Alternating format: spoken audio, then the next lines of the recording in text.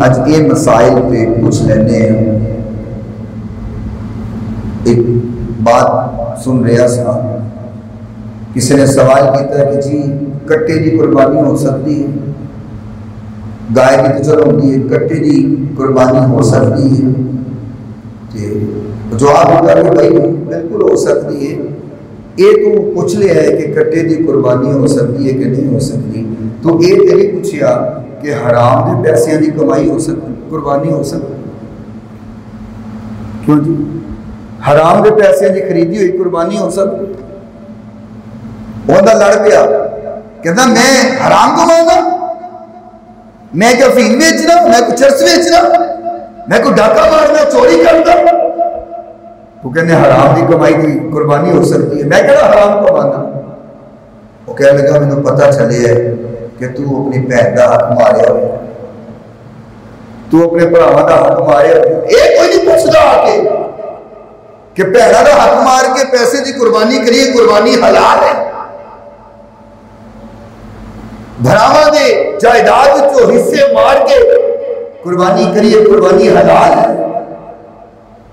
क्यों जी? कभी ये भी किसी ने सवाल किया? याद रखो, जिन्होंने भैनों के हक मारे ने ना, अपने भाइयों की विरासत को हक मारे ने, या वो बुजुर्ग जिन्होंने धियां को लिख करके पुत्रों को जमीन दे दी ने, जान जाओ भावे लख कुर्बानियां करते रहे, कोई कबूल ये नहीं सवाल करते, ये नहीं पूछता, कोई नहीं पूछेगा कि दूजियों का हक मार के कुर्बानी करना हलाल है कि हराम? अजी भैन आप लिख दे तो फिर भैन आप लिख दे तो फिर मैं कि अज तक भैन ही लिखदी आई ने, कभी भरावां ने भी लिख के दिता है कि मैं जायदाद चो हिस्सा भैन को देना?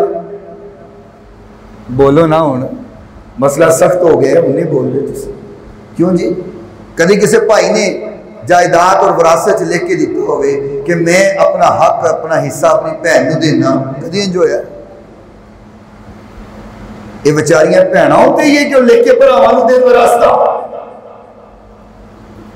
बेचारी मजबूर होकर लिख देती है कि ना हो कि माँ प्यो तो बाद मेरे भरावां का बूहा बंद हो जाए।